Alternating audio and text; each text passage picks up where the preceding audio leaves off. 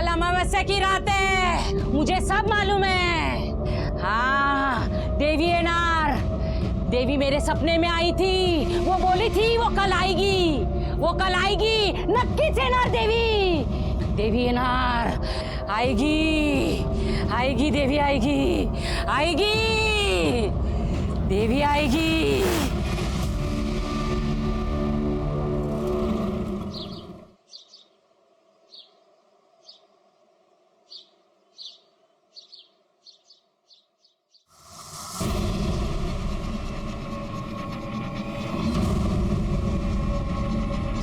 अवधू, ये देख क्या है, देख तो जरा।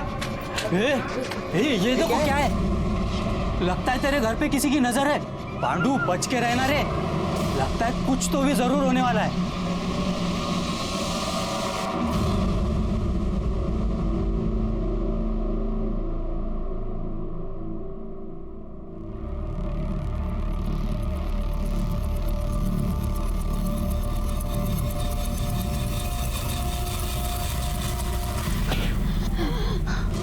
लता, क्या हुआ? अरे देखो, लता को क्या हुआ? क्या हुआ? पांडू, अरे देखो, देख तेरी बीवी को क्या हुआ है, जल्दी आ। देखो ना इसको क्या हुआ? अरे देखो कोई। लता, कसं काय करतीस? क्या हुआ? काय झालं? लता, क्या हुआ? काय झालं तुला? इसे देवी आई है। हाँ, देवी आई है। सबके पैर पड़ो इसका, पैर पड़ो। देवी आई है। हाँ, देवी आई, मैंने बोला था ना, देवी आई है। अरे लता, साहब मैं क्या करूँ अभी, मैं कहाँ लेके जाऊँ इसको, कैसे ठीक होगी? अरे रोना धोना बंद कर, डॉक्टर के पास लेके जाओ उसको।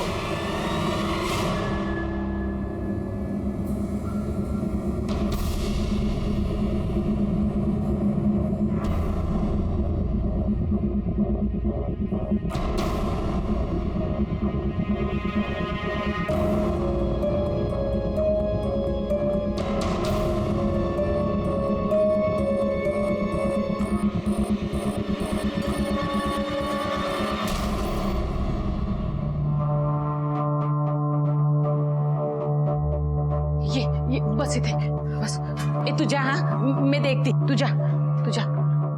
डॉक्टर साहब, क्या हो गया लता को, सब ठीक है ना? लता प्रेग्नेंट है, 4 महीने हो चुके हैं। क्या? ऐसा कैसे हो सकता है? क्या रे, तू अकेला मजदूरी करके घर तो संभाल लेगा, लेकिन इसके काम का जो पैसा तूने एडवांस में लिया है मेरे से, वो पैसा कौन वापस करेगा? तेरा बाप? डॉक्टर साहब, ये कैसे हो सकता है? हाँ डॉक्टर साहब, ये प्रेग्नेंट कैसे हो सकती है? इसका तो ऑपरेशन हो चुका है। हाँ जानता हूँ, इसका यूट्रस, मेरा मतलब है इसकी बच्चेदानी मैंने ही निकाली थी। कुछ केसेस में बच्चा गर्भ के बाहर ही ठहर जाता है, और 100 में से किसी एक ही औरत के साथ ऐसा होता है। देखा, मैंने बोला था ना, देवी आने वाली है। देवी ने लता के गर्भ को अपना घर चुना है। ये सब कृपा और चमत्कार है, चमत्कार है ये चमत्कार नहीं है, पाप है, पाप। अरे देख क्या रहा है, गिरा इस पाप को।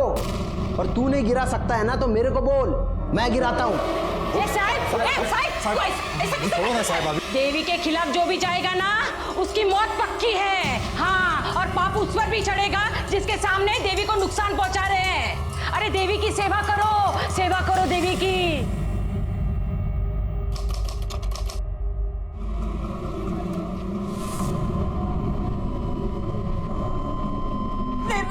अरे क्या हुआ?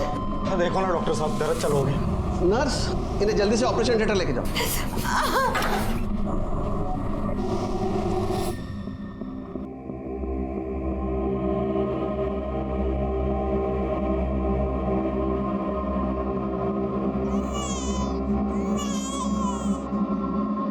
मुबारक हो, बेटी हुई है। माँ और बच्चा दोनों ठीक है। अरे पांडू, तेरे तो दिन फिर गए। तेरे घर लक्ष्मी आई है, लक्ष्मी। अब देखना ताई, पांडू कैसा तरक्की करता है। उसके घर तो देवी आई है, देवी। सच में?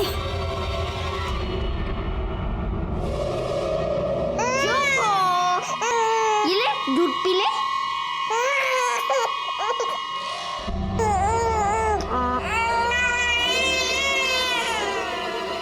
आई देखो ना, चुप नहीं होती।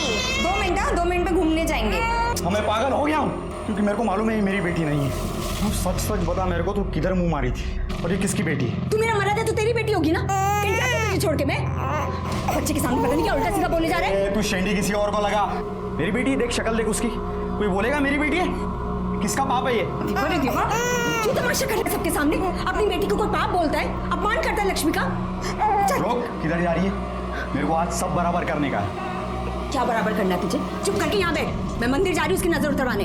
ए रुक, तेरे को जिधर जाना है उधर जा, लेकिन इसको कचरा कुंडी में डाल के आने का। इसको अगर साथ में लेके आ गई ना, तेरे को और इसको दोनों को मार डालूंगा। चल बैठ चुपचाप यहाँ। हाँ मैं बैठ रहा हूँ, उसको वापस लाना नहीं, समझी?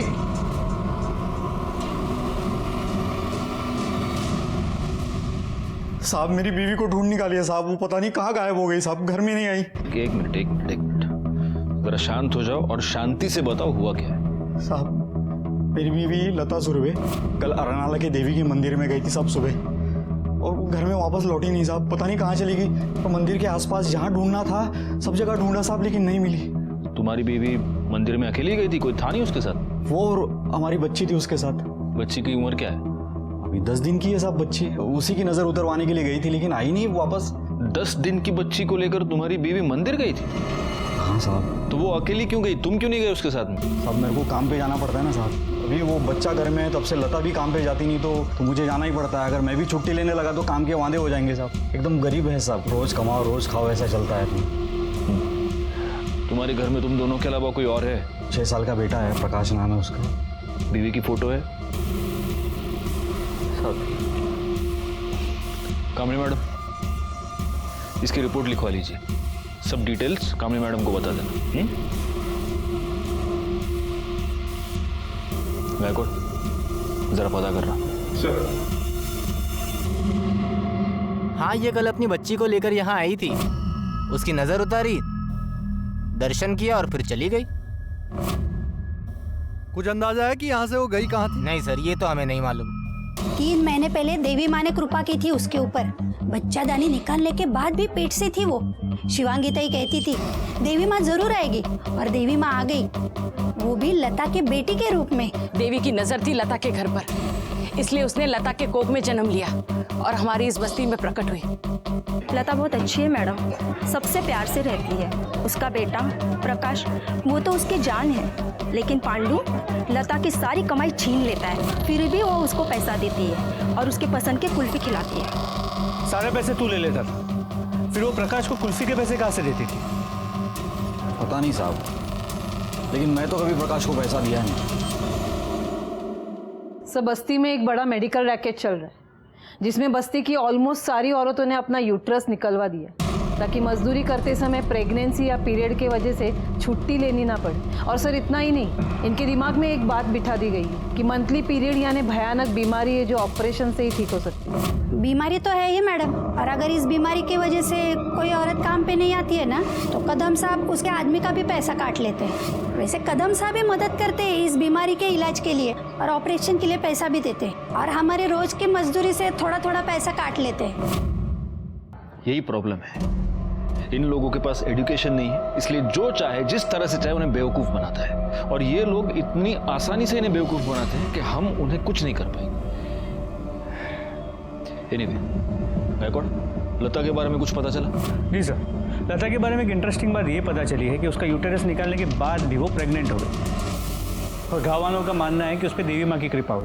What rubbish Gaikwad. हाँ सर, ऐसा भी हो सकता है, क्योंकि उनके ऊपर देवी माँ का आशीर्वाद है। करडे, ये तुम कह रहे हो? पुलिस वाले हो ना तुम? ऐसे अंधविश्वासों पर विश्वास रखते हो तुम? पुढच्या वेळेला असं काही बोललत ना तो तुमको ही मिर्ची खिलाऊंगा मैं अभी। Sorry sir. गायकवाड़, ये विश्वास अंधविश्वास सब छोड़ो। अगर लता का यूट्रस निकाला गया था और उसके बावजूद वो प्रेग्नेंट थी, इसका मतलब कुछ है जो हमसे छुपाया जा रहा है।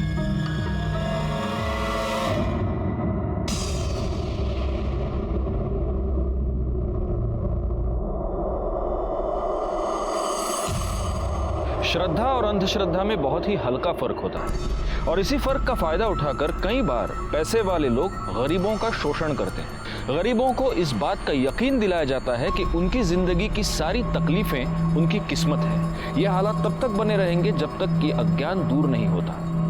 तब तक ये अंधश्रद्धा लोगों को डराती रहेगी, उन्हें मजबूर करती रहेगी, यहां तक कि उनकी जान भी लेती रहेगी।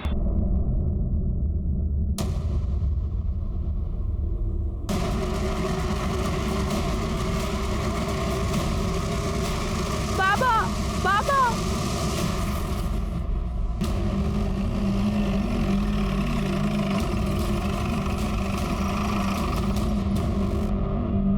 हटाओ इनको। पीछे हो जाओ। सर ये तो गड़े हो, फोटो दिखा ना सर।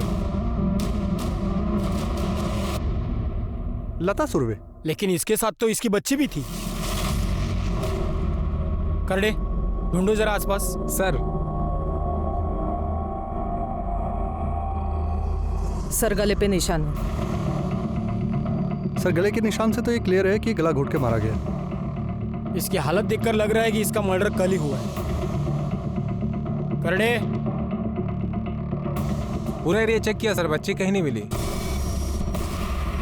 मुझे ऐसा लगता है कि इसका मर्डर बच्चे के लिए ही हुआ है। वही इसे मारकर बच्ची को ले गए। गायकवाड़, किसी को भेजकर पांडु को बुलाओ। पवार,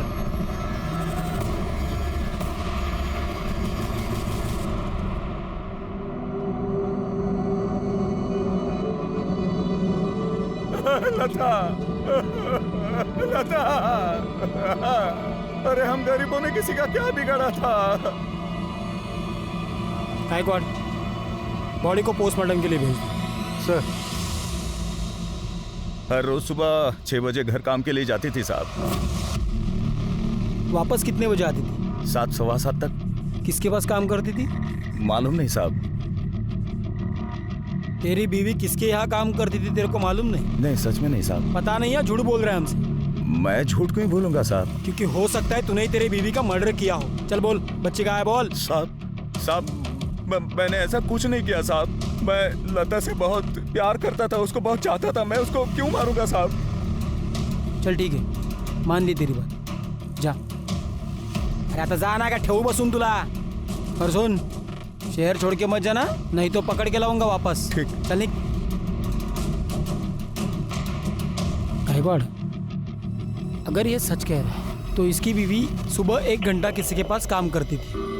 अब कैसे पता करे कि किसके यहाँ काम करती थी? सर एक आइडिया, मैं घर फोन करके ट्राई करता हूँ, शायद आइडिया कम कर जाए। घर? हाँ सर, ट्राई करता हूँ। हेलो, अरे मैं घर जल्दी नहीं आ रहा, तुम सामान की लिस्ट क्या दे रही हो? तुम रुको 1 मिनट, कुछ पूछना था तुमसे। अब हमारे घर में जो मेड आती है वो अपने घर काम के लिए कितना वक्त लेती है? मतलब झाड़ू पोछा बर्तन वगैरह। अरे सवाल का जवाब दो तुम। अरे तुम पुलिस वाले की बीवी हो तो क्या सवाल पे सवाल करोगी? हाँ हाँ तुम, हाँ हाँ ठीक है। अरे यार तुम सामान की लिस्ट बाद में देना, मैं करता हूँ बाद में। सर घर काम के लिए तकरीबन 40 से 50 मिनट लगते हैं। लता सुबह 6 बजे जाती थी और करीब 7:15 को वापस आती थी, मतलब सवा घंटा। अगर 20 मिनट उसे आने जाने में लगते हैं, मतलब वन वे 10 मिनट लगते हैं। मतलब जहाँ कहीं भी वो काम करती थी उसके घर से 10 मिनट के रेडियस पे होने चाहिए। वाह गायकवाड़, बीवी की डांट खाकर तुमने थेरी बड़ी अच्छी बनाई। चलो आप एक काम करो, लता की फोटो लो और जिस बस्ती में वो रहती थी उसके आसपास पूछताछ करो कि वो किसके पास काम करती थी। एक और बात, डॉक्टर प्रधान से भी पूछताछ करो। अगर उसने बाकी की औरतों का यूट्रस निकाला तो फिर उसने लता का यूट्रस क्यों नहीं निकाला? जी हाँ, मैंने लता का यूट्रस नहीं निकाला था। क्यों? क्योंकि वो नहीं चाहती थी कि उसका यूट्रस निकाला जाए। बाकी सब खुद आई थी मेरे पास यूट्रस निकलवाने। उन सब की एनओसी मेरे रिकॉर्ड में है, आप चाहे तो चेक कर सकते हैं। फिर आप ये ऐसे कैसे कह सकते कि मैंने उन्हें कुछ फोर्स किया है या तो कुछ इलीगल किया है? इलीगल नहीं, लेकिन आपने गलत किया है और ये आप भी जानते हैं। कदम इन औरतों को बेवकूफ़ बनाकर उनके यूट्रस निकलवाता था और आपको 20,000 रुपए मिलते थे पर बात बताइए डॉक्टर प्रधान, जब लता की बारी आई तब आपने उसका यूट्रस क्यों नहीं निकाला? क्योंकि मुझे यूट्रस नहीं निकालने के लिए 40,000 मिले थे। 20,000 कदम ने दिए थे यूट्रस निकालने के लिए और नहीं निकालने के लिए 20,000 लता ने दिए थे। लता ने मुझसे रिक्वेस्ट की थी कि मैं सबको झूठ बोल दूं कि मैंने उसका यूट्रस निकाल दिया है।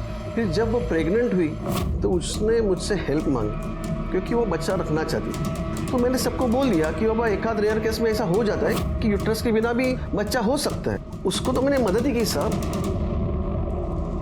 इस डॉक्टर प्रधान की दरियादिली की दो वजहें हो सकती है। या तो ये सचमुच लता की मदद करना चाहता था, या फिर ये जो कह रहा है कि उसको कदम और लता दोनों से पैसे मिले थे। अब सवाल ये है कि लता के पास इसको देने के लिए इतने पैसे आए कहाँ से? एक गरीब मजदूर औरत को इतने पैसे देगा? शायद वो जिसे उसके यूट्रस की जरूरत हो। सर एक सेकंड, आपका मतलब है सरोगेट मदर? एग्जैक्टली। पांडु के मुताबिक लता सिर्फ 2 जगहों पर काम करती थी, उस कंस्ट्रक्शन साइट पर और किसी के यहाँ घर काम करती थी। तो हो सकता है कि ये पैसे जिसने भी दिए हो वो इन्हीं 2 जगहों में से किसी एक पर दिया हो। अब हमें पता ये करना होगा कि वो किसके यहाँ घर काम करती थी।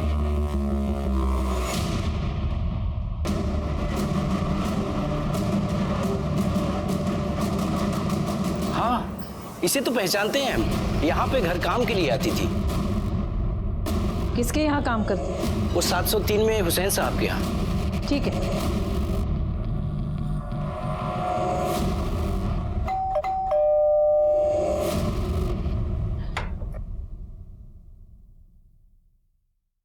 जी कहिए। ये आपके यहाँ काम करती थी? हाँ, लेकिन काफी दिनों से काम पर नहीं आ रही। और अब आएगी भी नहीं। क्यों? ये मर चुकी है। मेरी बीवी का 10 साल पहले इंतकाल हो चुका है। मेरा बेटा रहमान भी 5 साल पहले एक्सीडेंट में गुजर गया। अब इस घर में हम सिर्फ 3 ही लोग रहते हैं, मैं, मेरी बहू अस्मा और पोती नाज़नीन। तो आप तीनों के अलावा फैमिली में और कोई नहीं है? एक बेटी है बेनज़ीर, वो वापी में अपने शौहर तबरेज और 2 बच्चों के साथ रहती है। ठीक। मतलब हमारी सरोगसी वाली थियरी गलत निकली, क्योंकि सज्जाद हुसैन की फैमिली में किसी को सरोगसी की जरूरत है ही नहीं। ये भी तो हो सकता है कि फैमिली के अलावा कोई और हो जिसे सरोगेसी की जरूरत हो। होने को तो बहुत लोग हो सकते हैं, पर सवाल ये है कि ये जो भी जरूरतमंद है वो लता को मिला कब और कैसे? क्योंकि अगर सुबह का 1 घंटा छोड़ो तो लता पूरा का पूरा दिन उस कंस्ट्रक्शन साइट पर हुआ करती थी। Excuse me. हेलो, ठीक है सर, मैं अरनाला के देवी मंदिर में अभी जाना हूँ।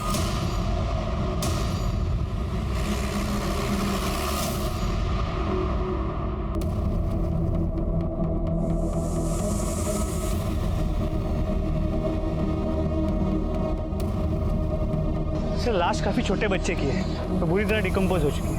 आइडेंटिफाई कर पाना बहुत मुश्किल है, और बॉडी पे से इन नज़र वाली चूड़ी के अलावा और कुछ नहीं मिला है जिससे आइडेंटिफाई करने में मदद।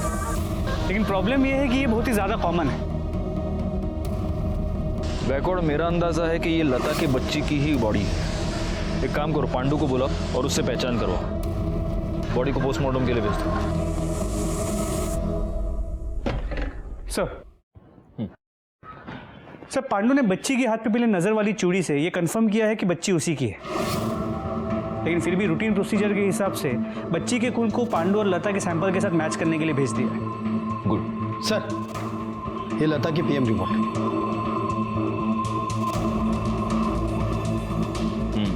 गायकवाड़, जैसा कि हमें शक था लता की मौत गला दबाने की वजह से हुई, और मौत 12 दिसंबर को सुबह 11 से 12 के बीच ही हुई है। बस अब सवाल यह है कि लता जैसी मजदूर औरत का मर्डर कोई क्यों करना चाहेगा? हाँ बोला क्या?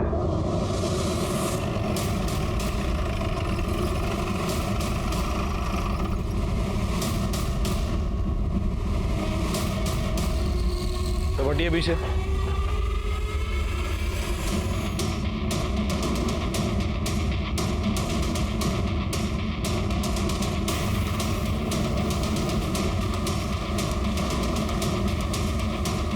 बैकवर्ड पूरे टेरेस देखो, किसी भी चीज के साथ छेड़छाड़ नहीं होनी चाहिए। सर कर ले, नीचे जाकर इनके घर की तलाशी लो। सर, बॉडी को सबसे पहले किसने देखा? सर, कल रात को 9:30 बजे तक जब अस्मा और नाज़नीन शॉपिंग करके घर ऑफिस नहीं पहुंचे तो मैं लाइट्स ऑफ करके सोने चला गया। सर, इससे पहले कई बार ऐसा हो चुका है कि अगर ये लेट हो जाते हैं रात को लौटने में तो अपनी चाबी से दरवाज़ा खोल लेते। फिर सर सुबह जब मैं उठा और किचन में अपनी चाय बनाने के लिए गया तो देखा रात का खाना ऐसे ही पड़ा था। मैं इनको बेडरूम में देखने गया, वहाँ ये दोनों थे ही नहीं। सर पूरे घर में कहीं नहीं थे। फिर मैं छत पे आया तो दोनों दोनों को खून में लथपथ हुए देखा।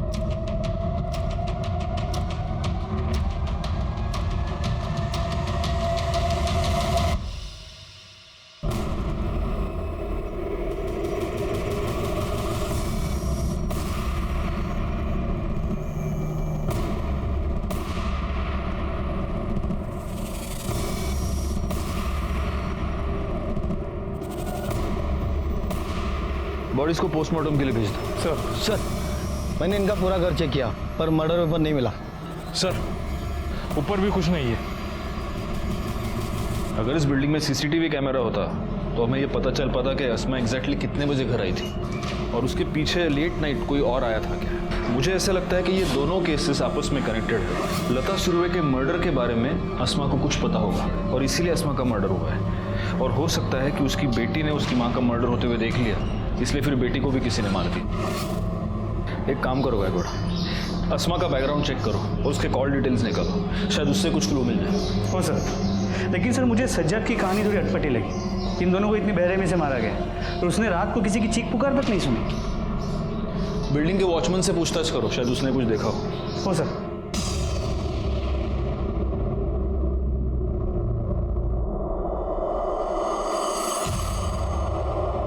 साहब हम सुबह 6 बजे से शाम के 6 बजे तक की ड्यूटी करते हैं, पर कल हमारी बेबी की तबीयत खराब हो गई थी, उसे डॉक्टर को दिखाना था, इसलिए थोड़ा जल्दी निकल गए। नाइट ड्यूटी में जो वॉचमैन होता है उसका नाम, नंबर और एड्रेस। एक मिनट साहब, ये लीजिए सर। वाह, लिखून गया। ये सज्जाद हुसैन और उसकी फैमिली, इनके बारे में कुछ बता सकते हो? अब क्या बताएं साहब, बहुत ही लिच्चर लोग हैं। और हुसैन साहब कसरत के नाम पर छत के एक हिस्से को जबरदस्ती कब्जा किए हुए हैं और उनकी बहू यहाँ से तो बुर्के में जाती थी साहब, पर ऐसा सुना है कि बाहर जाके छोटे छोटे कपड़े पहनती थी। वो किसी ब्यूटी पार्लर में काम करती है साहब, जहाँ पे मर्द और औरत सब आते हैं। पार्लर का नाम क्या है? आप बता सकते हैं हुसैन फैमिली के यहाँ कौन कौन आता जाता है? ज़्यादा तो किसी को आते जाते नहीं देखा, पर हाँ रिश्तेदार ही आते जाते थे और उनकी बेटी और दामाद अक्सर आया जाया करते थे। मैडम जी, बेनज़ीर को आते जाते ना भी देखो ना तो भी पता चल ही जाता है। जब वो आती है ना तो उसके घर में झगड़ा जरूर होता है और इतनी जोर जोर से चिल्लाती है ना कि पूरी बिल्डिंग में उसकी आवाज़ गूंजती है। कल नाइट ड्यूटी पे तुम ही थे ना? ये हुसैन के घर किसी को आते जाते हुए देखा था? नहीं साहब, बिल्डिंग में रहने वाले लोग ही अंदर बाहर हो रहे थे, बाहर का तो ऐसा कोई आया नहीं। तुम ड्यूटी पे कितने बजे पहुंचे? करीब 8:15 बजे। ठीक है। औरतों का घर के बाहर काम करना हमारे यहाँ अच्छा नहीं समझा जाता सर। मेरे एतराज करने के बाद भी अस्मा पार्लर में काम करती थी। मेरी बहू मेरे काबू में नहीं थी, ये मैं आपको कैसे बताता, इसलिए छुपाया। और बेनजीर से झगड़े वाली बात क्यों छुपाई? साहब जहाँ फैमिली है वहाँ झगड़े लाजमी है, इसमें बताने और छुपाने जैसी क्या बात है? लेकिन ये झगड़ा था किस बात का? कोई ऐसी बात ही नहीं है जो मैं आपको बताऊं। अगर आप नहीं बताएंगे तो फिर हमें बेनजीर से पूछताछ करनी होगी। अब सोच लीजिए। सर वो अब्बू, मैंने आपको कितनी दफा समझाया कि इतने बड़े फ्लैट की आपको कोई जरूरत नहीं है। आप इस फ्लैट को बेचते क्यों नहीं और छोटा फ्लैट खरीद लीजिए ना। क्यों बेच दे? क्यों जरूरत नहीं है? ये फ्लैट हमारा भी है। भाभी, मैं आपसे बात नहीं कर रही हूँ, मैं अब्बू से बात कर रही हूँ। और तुम जैसी बेगैरत औरत से मुझे बात करने का कोई शौक नहीं है, जो घर की इज्जत सरेआम नीलाम करती हो। काम करती हूँ, मेहनत करती हूँ, कोई गुनाह कोई गलत काम नहीं करती। क्या पता काम के अलावा तुम क्या क्या करती हो। बस करो तुम दोनों। तुझे क्या इतनी बेसब्री है? मेरे मरने के बाद ये फ्लैट तेरे बेटे के नाम पे ही है और कोई वारिस है हमारा, तब बेच लेना। कैसे वारिस नहीं है अब्बू? ये है ना नाज़नीन, आपके बेटे की आखिरी निशानी, तो ये फ्लैट भी उसी का होगा ना। वाह भाभी वाह, अपनी रंगरलियों के साथ साथ आप कम्युनिटी के कायदे कानून भी भूल गई। आपको पता नहीं कि जायदाद लड़कों के नाम होती है, लड़कियों के नहीं। अपने पास रखो अपने कायदे कानून। मेरे होते हुए नाज़नीन से उसका हक कोई नहीं छीन सकता। बकवास बंद कर वरना।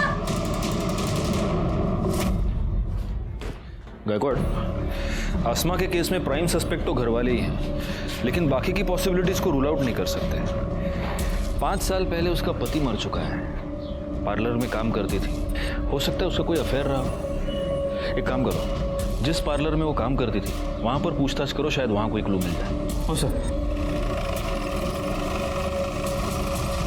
आसमा के अफेयर के बारे में तो मालूम नहीं, लेकिन अपने काम में बहुत अच्छी थी, बहुत हार्ड वर्क। सर वो यहाँ काम करती है ना उसने अपने घर पे नहीं बताया था। हमें भी उस दिन पता चला जब उसके फादर इन लॉ यहाँ आए और उन्होंने तमाशा किया।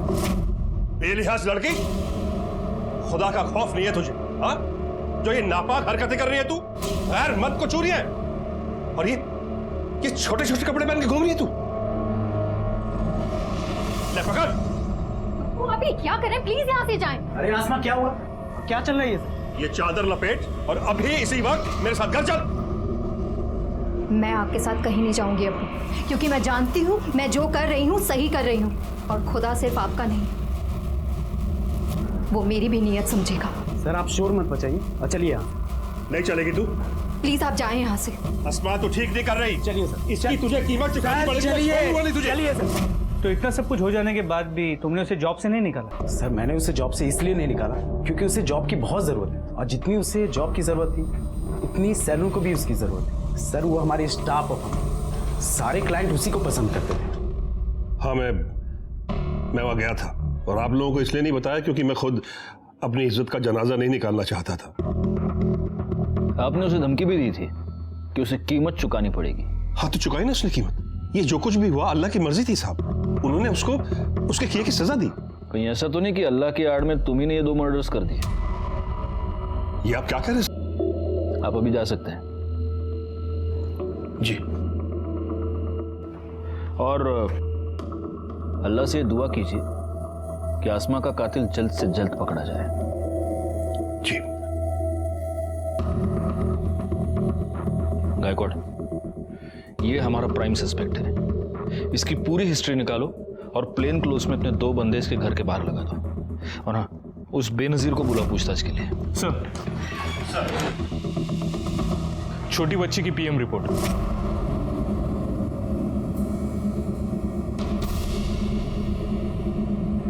जैसा कि हमें शक था, मर्डर गला दबाने की वजह से ही हुआ है और 11:30 से 12:30 के बीच हुआ है। गायकवाड़, ये बच्ची पैदाइशी अंधी थी। ब्लड रिपोर्ट के मुताबिक तो ये लता और पांडु की बच्ची थी ही नहीं। मतलब हमारे सरोगेट मदर वाली थियरी सही है। यस। अब अगर लता सरोगेट मदर थी तो इसका मतलब लता को इस सरोगेसी के पैसे मिले होंगे। ये पता करो कि उसका कोई बैंक अकाउंट है क्या, और अगर था तो उसमें कब और कहां से पैसा आया। आसपास के जितने भी IVF सेंटर्स हैं वहां पर पूछताछ करो, क्योंकि अगर उसने सरोगेसी करवाई है तो वो इनमें से किसी एक सेंटर पर जरूर गई होगी। जी सर। इस पूरी इंफॉर्मेशन के साथ हमें यह भी पता करना होगा कि ये लता आखिर औरत कैसी थी, और मैं जानता हूं इसकी सही जानकारी हमें कौन दे सकता है।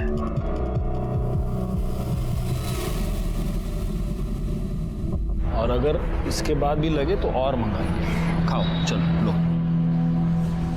वड़ा पाव? अंकल, पक्का मेरे को इस वड़ा पाव के बाद कुल्फी भी खिलाओगे? पक्का खिलाऊंगा, और एक नहीं, तुम जितनी कुल्फी खाना चाहो उतनी कुल्फी खिलाऊंगा। तुम्हारी आई भी तुमको कुल्फी खिलाया करती थी? हाँ, मेरी आई मुझे हर रोज पैसे देती थी कुल्फी खाने के लिए। वो कितनी अच्छी थी, लेकिन उसके बाद भी लोग उसे तंग करते थे। कौन कौन तंग करता था? खाओ। शिवांगी ताई, मैंने उस दिन देखा था, मेरी आई उसके पैर पड़ रही थी, वो आई से पैसे ले रही थी।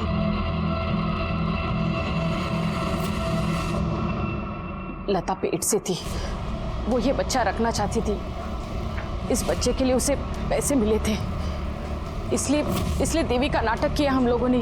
उसे डर था कि पांडु को उसके गर्भ का पता चलता तो वो बच्चे को और उसे दोनों को मार देता। अच्छा, अब बताओ और कौन कौन तंग करता था? उस दिन जब भी मेरी आई मेरी बहन को मंदिर लेके जा रही थी ना, उस दिन मेरे बाबा ने मेरी बहन का गला दबा दिया था। और मेरे बाबा मेरी आई पर इतना गुस्सा थे कि उन्होंने उन्हें कहा, इसको कचरा कुंडी में डाल के आने का। इसको अगर साथ में लेके आ गई ना, तेरे को और इसको दोनों को मार डालूंगा।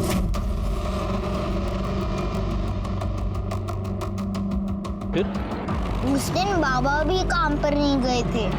उस दिन अगर तुम्हारे बाबा काम पर नहीं गए तो कहाँ गए? मालूम नहीं, पर उस दिन जब आई मंदिर गई थी ना, तभी बाबा भी उनके पीछे गए थे। प्रकाश से मिली इन्फॉर्मेशन ने हमारी इन्वेस्टिगेशन को एक नई दिशा दे दी। हमें यह पता चल गया कि पहले 4 महीने तक लता ने अपनी प्रेगनेंसी पांडु से छिपाई रखी। प्रकाश और शिवांगी से मिली इन्फॉर्मेशन के बाद हमने पांडु को कन्फ्रंट किया और तब जो सच सामने आया वो हैरान कर देने वाला था।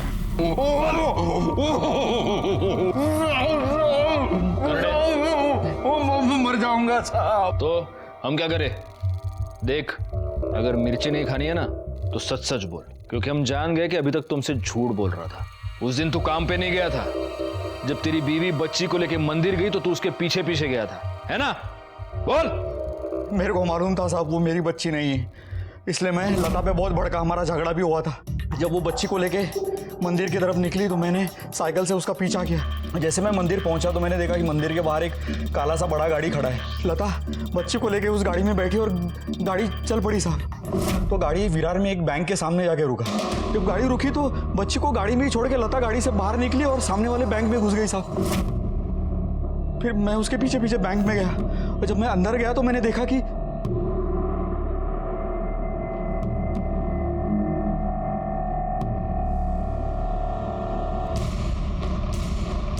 क्या चल क्या रहा है तेरा? ये इतना पैसा लाएगी इधर से तू? और बाहर कौन है वो गाड़ी वाले लोग? और नको, मैं बताती तेरे को सब।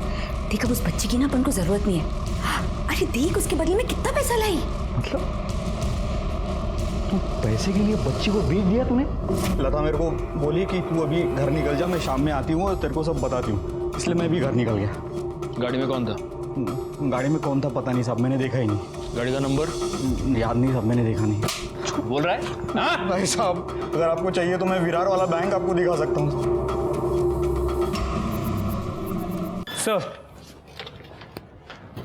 सर आसमा और नाज़नीन की पोस्टमार्टम रिपोर्ट के मुताबिक उनके सर पे किसी भारी चीज से वार किया गया है और मौत की वजह भी हेड इंजरी है। मौत का वक्त शाम 7 और 8 के बीच का है। रिपोर्ट ये कह रही है कि जो मर्डर वेपन है उसका सरफेस बहुत छोटा नहीं था। इसका मतलब कोई स्टिक या रॉड तो नहीं हो सकता।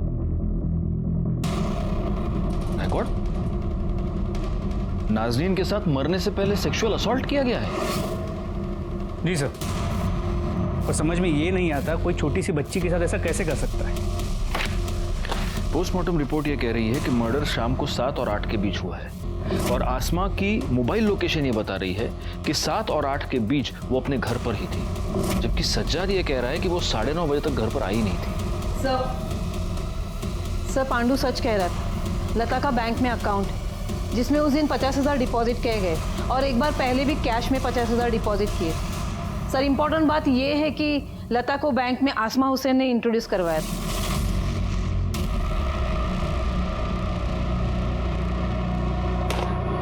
इसका मतलब ये दोनों केसेस आपस में कनेक्टेड हो सकते हैं और लता के बैंक अकाउंट में ट्रांसफर किया गया ये पैसा उसकी सरोगेसी की फीस हो सकती है। एक काम करो, बैंक और मंदिर के आसपास जहां से हमें लता और उसकी बच्ची की डेड बॉडी मिली वहां आसपास जितने भी कॉमन मोबाइल्स एक्टिव थे उन सबकी एक लिस्ट बनाओ और आसमा के कॉल रिकॉर्ड के साथ मैच करके देखो। हो सकता है इनमें कोई कॉमन नंबर निकले। ये हो सकता है कि आसमा उस सरोगेसी वाले कपल को जानती हो या ये भी हो सकता है कि आसमा ने ही ये डील फिक्स करवाई हो और आसमा के मर्डर के पीछे की वजह भी यही हो।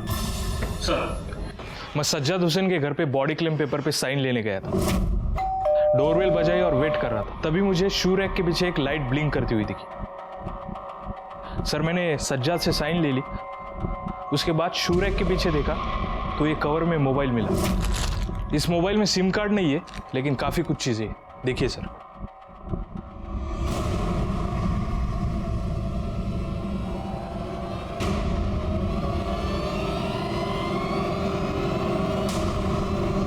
मैडम पता कीजिए ये मोबाइल किसके नाम पर रजिस्टर्ड है। जी सर। रिकॉर्ड चलो।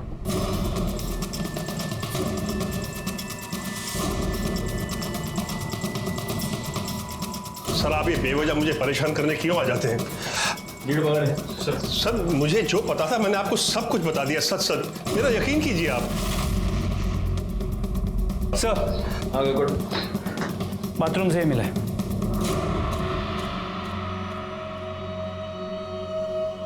आप तो कह रहे हैं कि आपने हमसे कुछ नहीं छुपाया। आपने हमको ये नहीं बताया कि आपने आपकी बहू की बाथरूम में ये स्पाई कैम लगा कर रखा है, जो स्पाई कैम आपके घर के वाईफाई से कनेक्टेड है और इस स्पाई कैम पर आप अपनी बहू के वीडियोस बनाते थे। आपने हमसे ये भी झूठ बोला कि मर्डर वाले दिन 9:30 बजे तक आसमा और नाज़रीन घर पर नहीं आए थे, जबकि उनका मर्डर शाम को 7 और 8 के बीच हुआ है। मर्डर से पहले नाज़रीन पर रेप किया गया है। मेरे ख्याल से इतनी वजह काफी है आपको परेशान करने के लिए। इन सारी बातों का मुझे कोई इल्म नहीं है। ये स्पाई कैम तुम्हारे घर के वाईफाई से कनेक्टेड क्यों है? वो फोन किसका है? सारी शर्म तो उसने बेच खाई थी। उसके किसी यार की हरकत होगी वो। तो आपको कुछ नहीं पता? मैंने आपको सब सच सच बता दिया है। तब तो आप ये भी नहीं जानते होंगे कि आप ही के बैंक में आसमा ने लता का अकाउंट खुलवाया था। सर यकीन कीजिए मुझे बिल्कुल नहीं पता इस बारे में।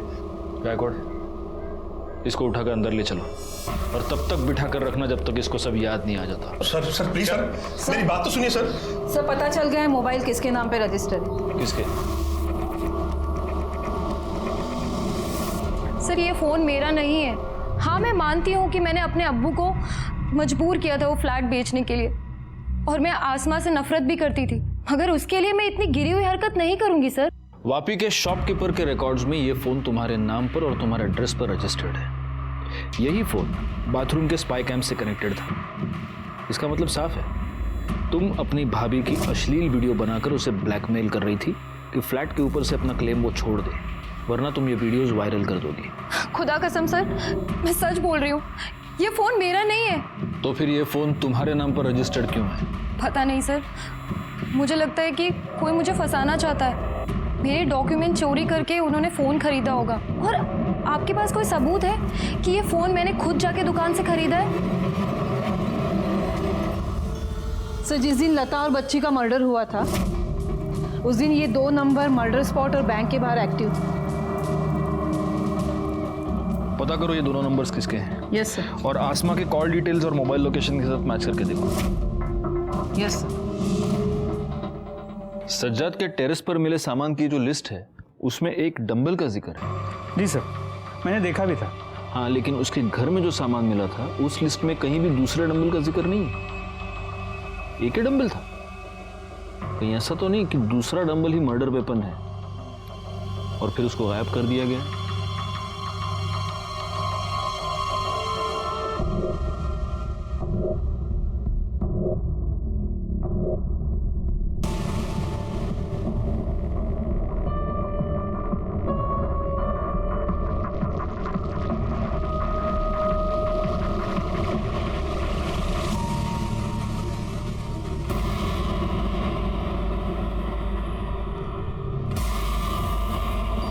सर ये देखिए ये मिला है।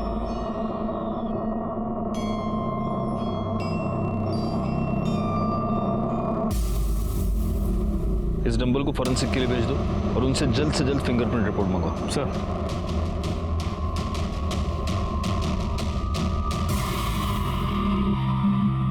अब सच सच बोल, क्यों मारा तूने आसमा और नाज़नीन को? बोल। अब सच सच बोल, क्यों मारा तूने आसमा और नाज़नीन को? वो दोनों बेनजीर की सगी भाभी और भांजी थी ना? बोल। सर मैंने आपको बताया मैं उनके घर नहीं गया था। देखिए तबरेज, अगर सिंगल पीस रहना चाहता है ना तो सच सच बोल, वरना इतना मारेंगे कि पांव पे खड़ा नहीं हो पाएगा। ये तेरी मोबाइल लोकेशन, इससे साफ पता चलता है कि उस दिन शाम 7 से 8 बजे के बीच तू सज्जाद के घर पे था और 7 से 8 बजे के बीच ही आसमा और नाज़नीन का मर्डर हुआ। सिर्फ इतना ही नहीं, नाज़नीन के कपड़ों पर जो सीमेंट मिला वो तेरे सीमेंट से मैच होता है और जिस डंबल से तूने मर्डर किया उस डंबल पर तेरी उंगलियों के निशान भी है। और बाथरूम में स्पाई कैम भी तूने ही लगाया था ना? एक 8 साल की बच्ची का रेप करके मर्डर किया तूने उसका। अब अगर सच नहीं बोला ना तो तेरे मुंह में हाथ डाल के सच बाहर निकाल लूंगा मैं। बोल। सर बिजनेस में बहुत लॉस हुआ था सर, पैसे की बहुत दिक्कत थी सर, इसलिए मैं बेदर जी को प्रेशर कर रहा था फ्लैट बेचने के लिए। बाथरूम में स्पाई कैम भी इसलिए लगाया था ताकि आसमा को ब्लैकमेल करके उसके साथ मजे करूंगा और उसको फ्लैट में क्लेम करने से रोकूंगा, पर वो मेरी बात मान ही नहीं रही थी। उस दिन भी उनके घर इसीलिए गया था, लेकिन जब उनके घर पहुंचा अम्मी को बुला। दादू घर पर नहीं है। तेरी अम्मी को तो पता है मजे मार रही होगी कहीं पे, पर ये बुड्ढा कहाँ चला गया? हमारी अम्मी और दादू के बारे में गाली मत दो। अरे वाह,